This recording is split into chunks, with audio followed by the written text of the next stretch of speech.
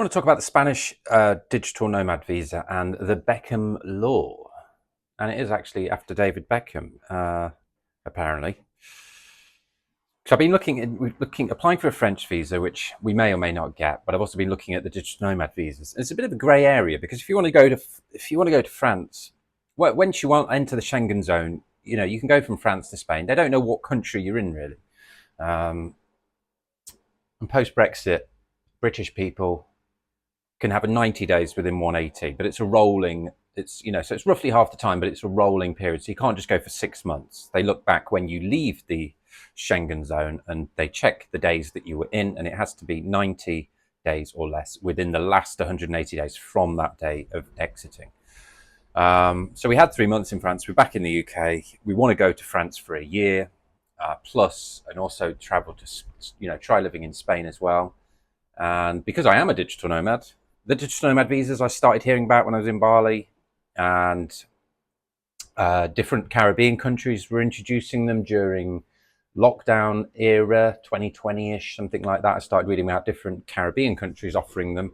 But they were like, the British passport is very good because you can basically go to any Caribbean country for 6 months anyway, pretty much. 3 months, 6 months to a lot of places like that. They were offering, you had to pay a couple of grand and then you could stay for a year.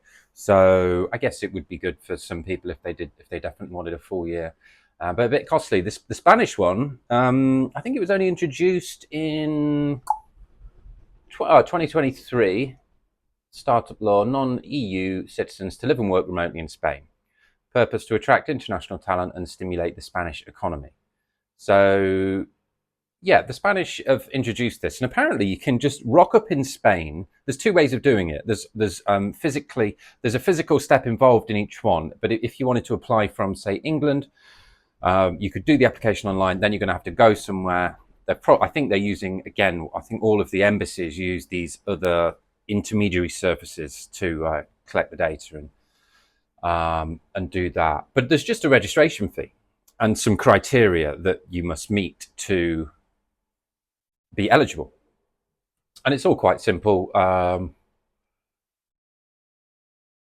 So yeah, be a non-EU citizen, check. Not have been a Spanish resident for the past 5 years, check. Work remotely for a non-Spanish company, yep, or as a freelancer with no more than 20% of income from Spanish companies. Okay, check. Demonstrate stable income, minimum of around 2,763 euros per month. So I think this goes up. It's like 200% of the Spanish minimum wage. So as the minimum wage in Spain goes up, this will go up. And if you can attach your family to it. So I think there was a fee of, it came with a partner and one child. It came to about 4,000 euros per month. And you have to have had a history of having that. So that's what I've got to get the company to be doing. Also a clean criminal record. So this is initially valid for 1 year. So you can go there. And this is the grey area because you're free then to roam within the Schengen area. So you could get it for Spain and go to Croatia to live. So there's this grey area with where it is. You don't need to actually be in Spain to do this, which links on with this Beckham law, which I wanted to talk about as well.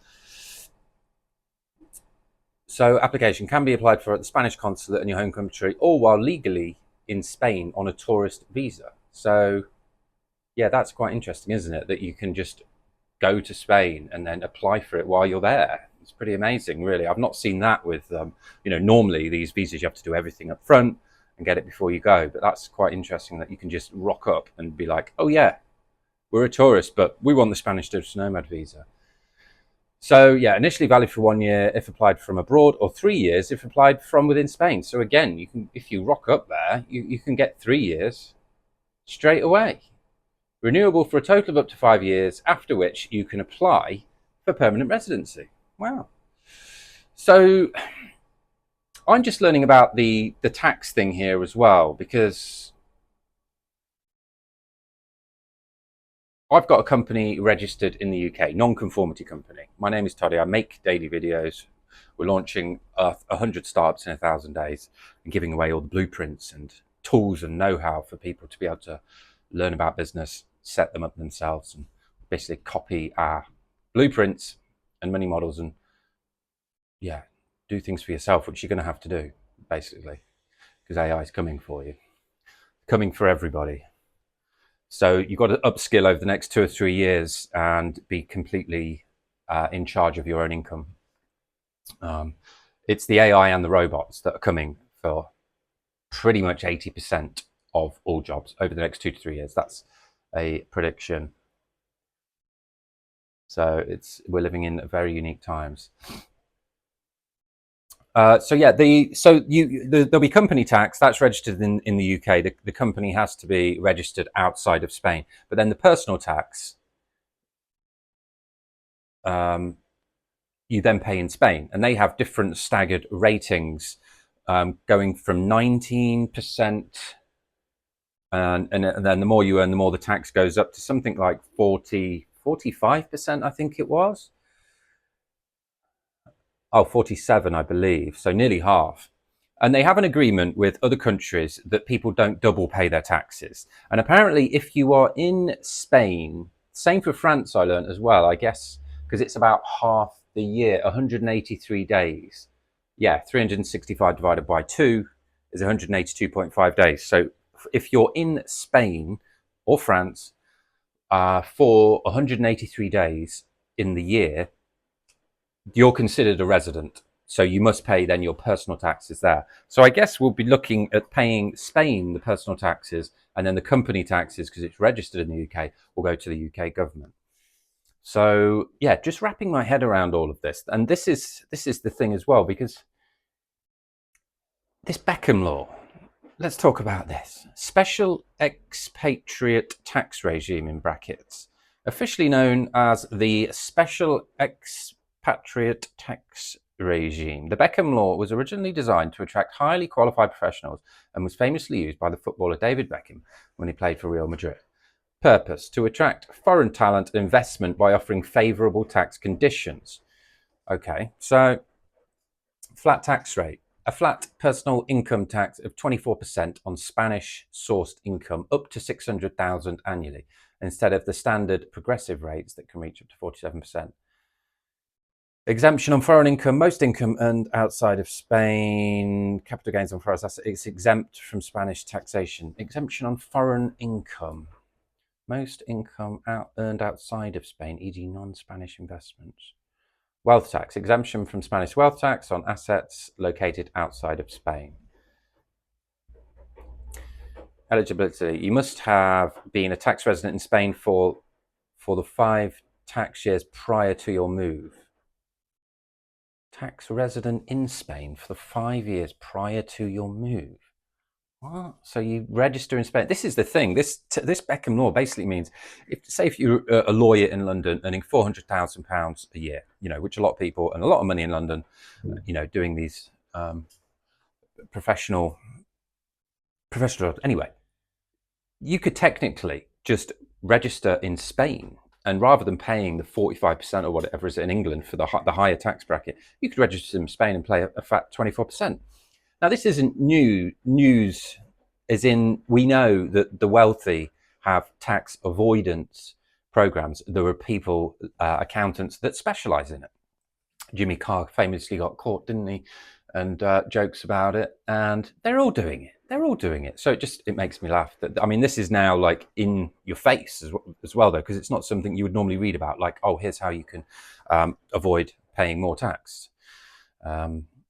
It's a behind the scenes thing, but this is just like right there in plain English. So it just blows my mind when there's talk of the budget and taxing people more money because they're missing some money. It's like, well, I've talked about this before with the big corporations, but also there's like the people that are earning a lot of money. They're not going to be paying the taxes, are they? They're going to be doing things like this. So it just blows my mind to ponder how much money is missing. And actually, if the rich paid a fair amount of tax, if it was just one rate, say, of 20% or 24% like they're doing here, then I'm sure a lot more people would be like, well, that's fair. Let's all just pay in and help everybody out. So yeah.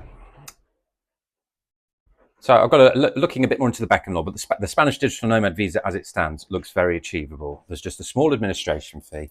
I just need the only thing I'm really missing is the history. So this next year is really going to be about building this company, building the income, and yeah, building something great, building something epic and inspiring, and building little niche communities with people, and yeah, flexing this AI stuff, flexing my business knowledge and know-how and the ideas and the creativity, and yeah, just hopefully living somewhere for more extended periods, because moving, the amount of times we've moved this year, and it's exhausting. It's exhausting. We're exhausted with it, and it's hard to. It just creates a lot more work, which is hard to do when you have a child. So anyway, that's that, isn't it? Really, I think I might have missed a video. I'll do two today. I think I missed one. I've lost track. Lastly, yeah, I don't think I mentioned this. I had a brainwave in the bath the other day.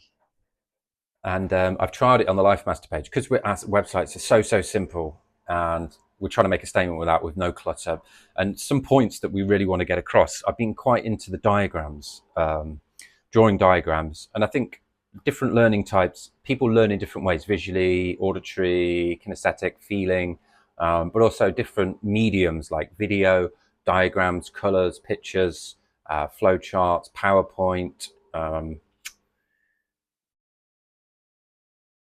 Yeah, like, and I just think the power of an image sometimes for certain educational things that you want to get across is very powerful. So we'll be experimenting with all the different mediums, and the websites are so simple. A lot of the times you just say start or learn, and then it will take you to a page which will explain what that's about, how you can get started, what's involved. But what I did on the LifeMaster website, when you click on the learn, what page was it? Oh, just the one button, the start button. It goes to a page. Oh, I could show you, couldn't I? So LifeMaster, rewrite your future, start. We've got the LifeMaster brand up here on the right, because we're a non-conformity company, and we've got the footer and stuff. But you go to start, and the next page, I've just taken everything off. I've taken the branding off. I've taken the footer off. It's just the diagram. So people are going to be like, what is going on here? Who in the world would ever take the branding off a website or the footer? I've not seen anybody doing this. It's a bit wild. It's a bit nonconformist. And to really hit home a point, people are going to have no other distractions, no option but to look at that diagram. And I just love it. I just absolutely love it, because it's educating people in creative and clever ways, which it's also got that shock kind of wow factor as well. And very simply, you just make the whole image a link. So the only thing you can do is click that image, which will take you then to the next step. And it's funny, because we've been buying some different types of crayons for our son, and some of the books with the illustrations by Quentin Blake. There's one called Up with Birds. It's a really good book, and the illustrations are great. There's lots of different birds, so I've been trying to copy the birds, and I've just quite fallen in love with drawing, actually, and colouring. And I guess this links with this. And so websites, it's just so boring sometimes. All these visa websites are so boring. It's just like, God, if you just give me a diagram with, a nice colourful diagram with what I need to do, not all of this nonsense in capitals and red, and it's all just very fear-mongering. Anyway, that's enough.